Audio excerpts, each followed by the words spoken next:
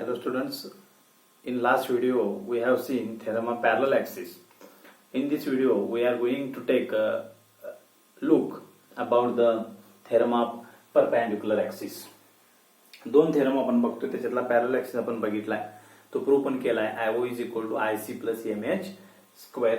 आणि आता आपण काय बघणार आहे, थेरम ऑफ परपेंडिक्युलर ऍक्सिस. ठीक आहे.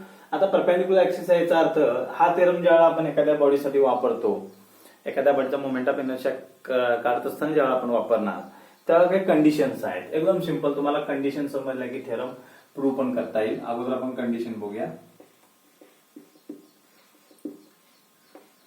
Condition. As its name suggests,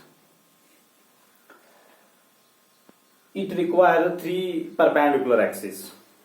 तीन perpendicular axes पाहिजे. पहिली कंडिशन काय बघा, हा थेरम लॅमिनार बॉडीला वापरता येतो. Laminar body.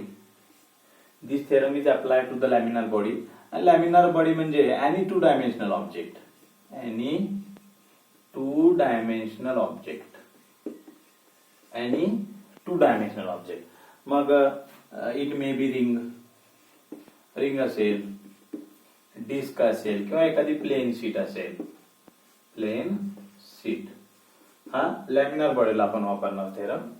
दुसरी कंडिशन, जसं याला नाव परपेंडिक्युलर ऍक्सिस म्हटलंय, it required three mutually perpendicular axis. Three axis पाहिजे. Three mutually perpendicular axis. तीन म्युच्युअली परपेंडिक्युलर ऍक्सिस पाहिजेत. या तीन मधले तिसरी कंडिशन बघा, out of this three two axis must be in plane of the object. Be in plane of object. जो काही ते ऑब्जेक्ट आहे किंवा जी काही बॉडी आहे, त्या बॉडीच्या बरोबर प्लेन मध्ये दोन ऍक्सिस पाहिजेत. समजा हा एक ऍक्सिस आहे, तर हा एक ऍक्सिस आहे, ते कुठे पाहिजेत, प्लेन मध्ये पाहिजेत. आणि जो एक राहिलेला ऍक्सिस आहे तिसरा, one axis must be perpendicular to plane. त्या प्लेनला बरोबर काय पाहिजे, तो परपेंडिक्युलर पाहिजेत. आणि हे थ्री ऍक्सिस म्युच्युअली परपेंडिक्युलर पाहिजेत आणि कॉन्करंट पण पाहिजेत. कॉन्करंट. ओके, या कंडिशन्स आहेत. लॅमिनार बॉडीला आम्ही परपेंडिक्युलर ऍक्सिस थेरम वापरतो. तीन ऍक्सिस म्युच्युअली परपेंडिक्युलर पाहिजेत, कॉन्करंट पाहिजेत. म्हणजे कॉन्करंट असले पाहिजे तीन ऍक्सिस. त्यातली दोन ऍक्सिस जे आहेत ते त्या प्लेन मध्ये पाहिजे, त्या बॉडीच्या किंवा त्या ऑब्जेक्टच्या. आणि त्यातला एक ऍक्सिस बरोबर त्या प्लेनला काय पाहिजेत, परपेंडिक्युलर पाहिजे. या कंडिशन्स असतील तर आपण हा परपेंडिक्युलर ऍक्सिस थेरम काय करू शकतो, वापरू शकतो. ठीक आहे. मग आता आपण हा थेरम प्रूव्ह करूया. Theorem of perpendicular axis.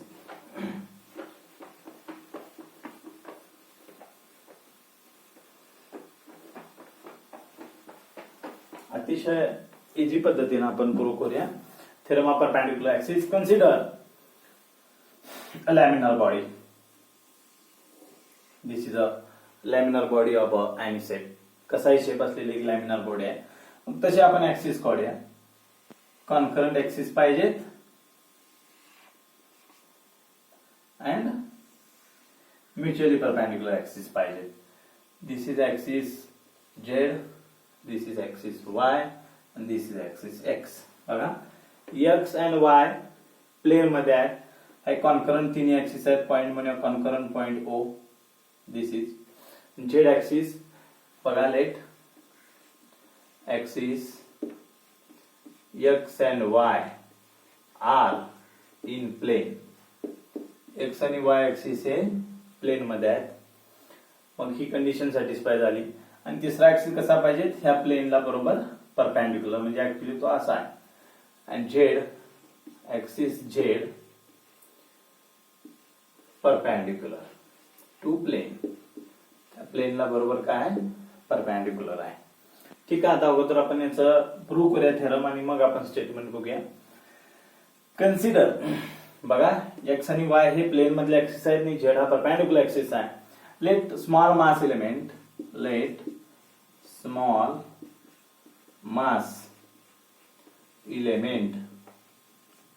element dm at point P at a distance r. बघा एक स्मॉल एलिमेंट मास मी इथं कन्सिडर करतो P या पॉइंटला dm एवढं मास एलिमेंट dm स्मॉल m त्याला आपण dm म्हटलंय. O पासून r एवढ्या डिस्टन्स वरती आहे. O पासून r एवढ्या डिस्टन्स वरती आहे. Let small mass element dm at point P at a distance r.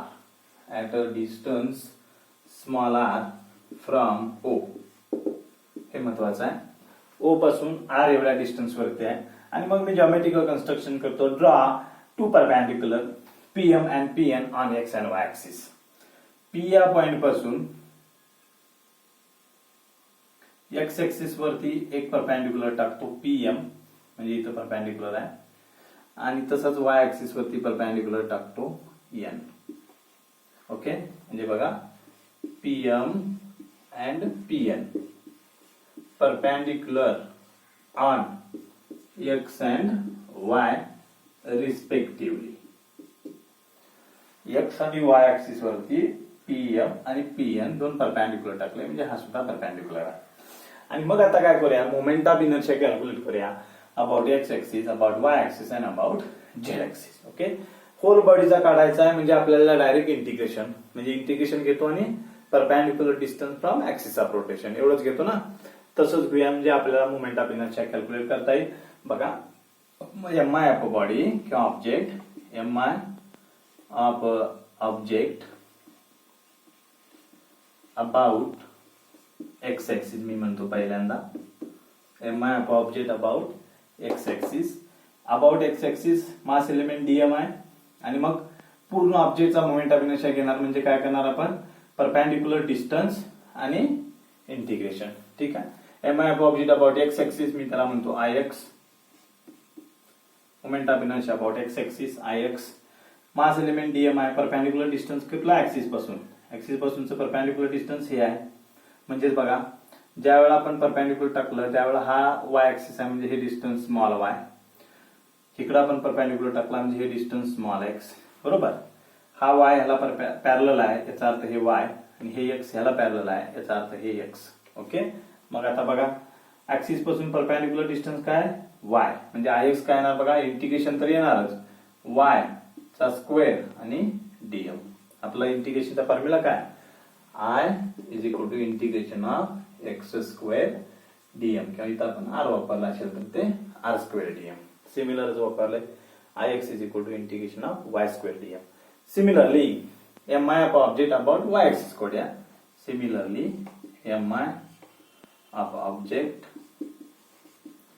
About y axis about y axis this perpendicular distance काय असणार आहे म्हणजे हे काय x आहे. मग बघा y एक्सिस आहे म्हणून मी म्हणतो त्याला iy moment of inertia about y axis iy. Similarly integration of distance काय परपेंडिक्युलर डिस्टन्स x आहे x चा स्क्वेअर इनटू dm. तुम्हाला iy सुद्धा मिळाला. आता राहिलं काय about z axis moment of inertia करूया. ही दोन इक्वेशन्स मिळाली ते आपण लिहून घेऊया बाजूला.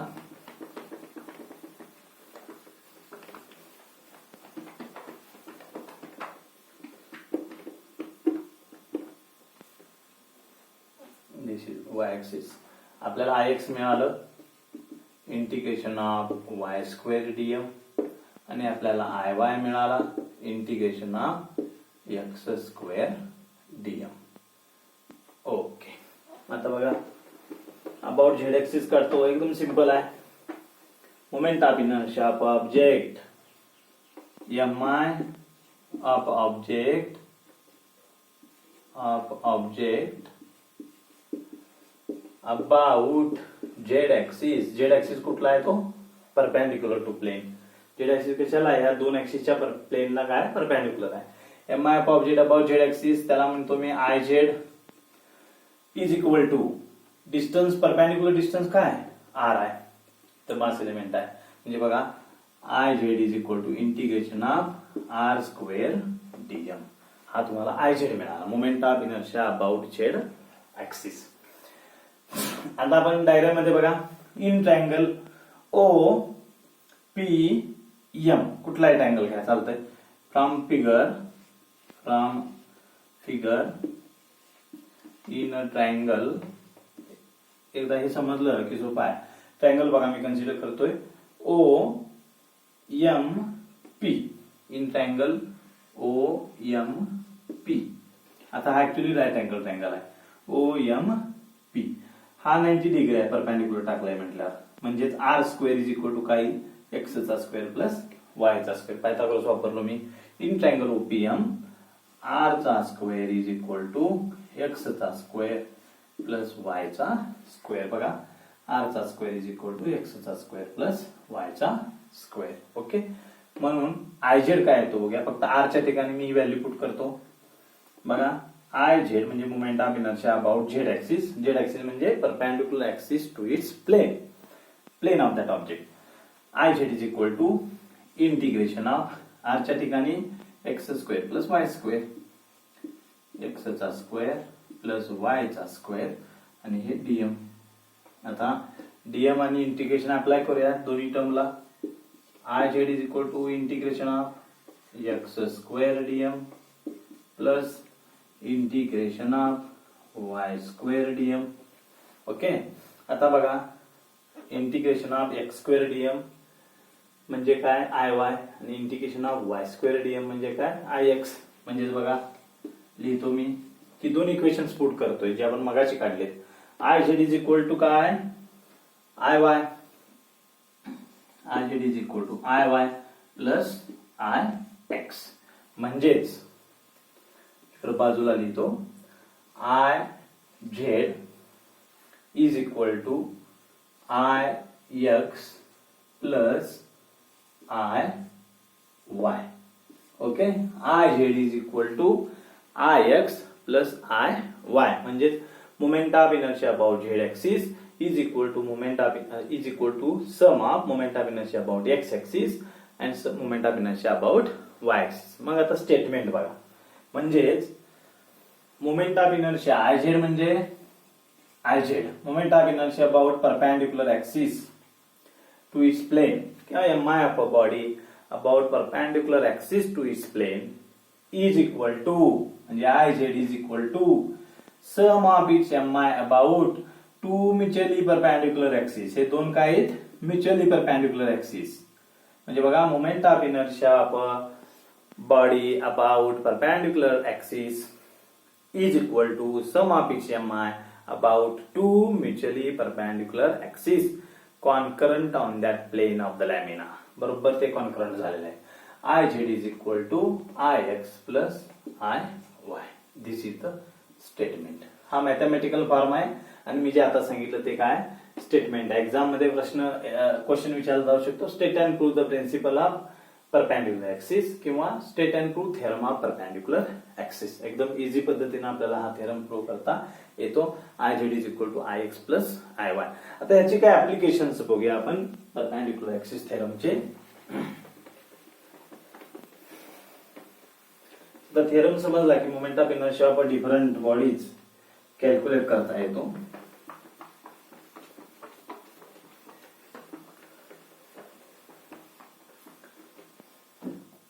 पहिलं मी काय करतो M I moment of inertia of a ring about diameter. रिंगचा moment of inertia about diameter काढूया. परपेंडिक्युलर ऍक्सिस तिथं अप्लाय करूया. बघा moment of inertia of a ring about diameter मी कन्सिडर करतो. Consider a thin ring of mass m and radius r rotating किंवा rotate about axis X Y Z. बघा ring consider करतो. दिस is a ring. आपल्याला एक thin ring आहे ती. Okay, this is a तीन ऍक्सिस पाहिजे तर रिंग आहे. हा मी म्हणूया आला झेड ऍक्सिस. रोटेट होईल रिंग त्यावेळेला हा ऍक्सिस झेड म्हणजेच perpendicular axis to its plane. तिसरा दोन ऍक्सिस अजून काढणार ते म्युच्युअली परपेंडिक्युलर प्लेन मध्ये असणार हा ऍक्सिस. ओके, मग बघा this is X axis, this is Y axis. दाखवला कसाही तरी चालेल. कॉन्करंट पॉइंट म्हणजे आपण ओ. ओके. मग आता बघा, मोमेंट ऑफ इनर्शिया अबाउट मला डायमीटर काढायचा आहे. मग डायमीटर ऍक्सिस कुठला, तर वाय ऍक्सिस सुद्धा डायमीटर आहे आणि एक्स ऍक्सिस सुद्धा डायमीटर आहे, कारण ती रिंग आहे. रिंगचा एक्स आणि वाय हे दोन्ही डायमीटर आहेत आणि झेड हा सेंटर मधून जाणारा ऍक्सिस आहे, या रिंगच्या सेंटर मधून जाणार आहे. मग बघा, let I x is equal to I Y, म्हणजेच moment of inertia about diameter. कुठलं एक्स ऍक्सिस असेल किंवा वाय ऍक्सिस, अबाउट डायमीटरच आहे, बरोबर. आणि आय झेड काय, M I about centre. M I about centre किंवा M I about centre, M I about axis passing through centre, किंवा M I about axis perpendicular to is plane, म्हणजे आपला I Z. Okay. मग बघा, using perpendicular theorem, perpendicular axis theorem, theorem of perpendicular axis. सांगा, theorem of perpendicular axis काय, I Z is equal to I x plus I y. हे तर बरोबर आहे.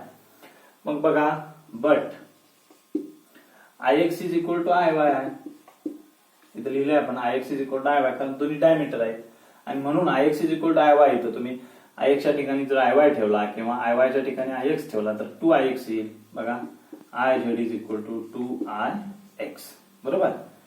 Okay, this is I Z. I Z is equal to 2 I X. मला पाहिजे काय, I X, म्हणजे moment of inertia a ring about diameter. I X हे डायमीटरचा मोमेंट ऑफ इनर्शिया आणि म्हणून मी लिहितो I x is equal to I Z divided by 2.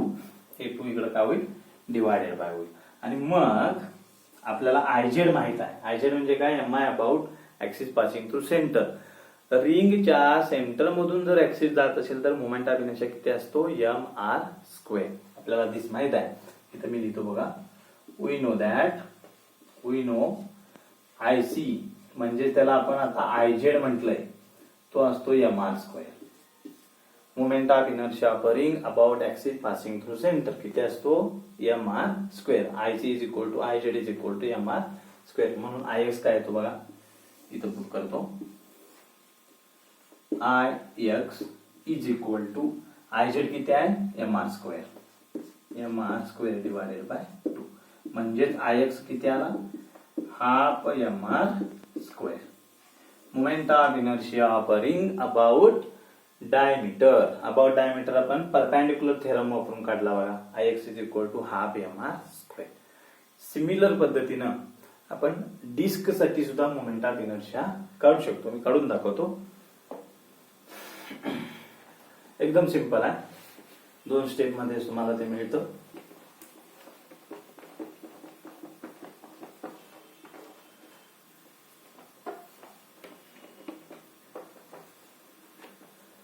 आता इथं moment of inertia of disc about diameter. डिस्कचा moment of inertia about diameter पडे बघा. Consider a disc of mass m and radius r rotating about an axis passing through center. He disk आहे, तीन disk. Okay, या axis वरती ते फिरते. तसं आपण मगाशी म्हटलं तसं हा वाय ऍक्सिस, डायमीटरचा ऍक्सिस हा एक्स ऍक्सिस आणि हा ऍक्सिस आहे झेड ऍक्सिस. कॉन्करंट पॉइंट म्हणूया ओ. मगाच्या सर्कल आहेत, I x is equal to I Y, काय असणार, M I about diameter, M I about diameter. आणि आय झेड काय, M I about centre, M I about centre. म्हणजे M I upper ring, sorry disc, आता आपण disc बघतोय, M I upper disc about centre using perpendicular theorem, using perpendicular axis theorem. Theorem of perpendicular axis वापरलो. Theorem of perpendicular axis काय सांगतोय, I Z is equal to I x plus I Y. Okay, सबस्क्रिप्टला लिहायचं. मगाच्या सारखं same, I x is equal to काय असतो, I Y. Therefore I Z is equal to 2Ix आणि म्हणून मला Ix पाहिजे. Ix म्हणजे moment of inertia about diameter. Ix is equal to काय Iz डिवायडेड बाय 2. हे 2 इकडे डिवाइड होतं. ओके, म्हणजे Ix is equal to Iz divided by 2. आणि मग आता डिस्क साठी मोमेंट ऑफ इनर्शिया किती असतो इथं लिहितो बघा. IC is equal to Iz is equal to half mr² by 2. डिस्कच्या सेंटर मधून ऍक्सिस जात असेल तर मोमेंट ऑफ इनर्शिया असतो mr² बाय 2 किंवा हाफ mr². म्हणजेच IC is equal to Iz is equal to mr² by 2. Therefore Ix आपण लिहूया Ix म्हणजे moment of inertia of a disc about diameter equal to बघा mr² डिवायडेड बाय 2 इंटू हे 2 अगोदरचं 2 किती होईल. Ix is equal to mr² by 4. mr² divided by 4 हा डिस्कचा moment of inertia about diameter.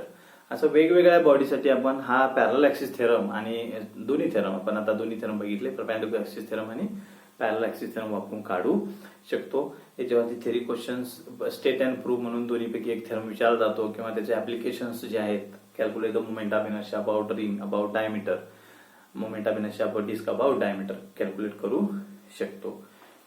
ठीक आहे, आपण नेक्स्ट व्हिडिओमध्ये याच्या पुढील पार्ट बघूया. थँक्यू.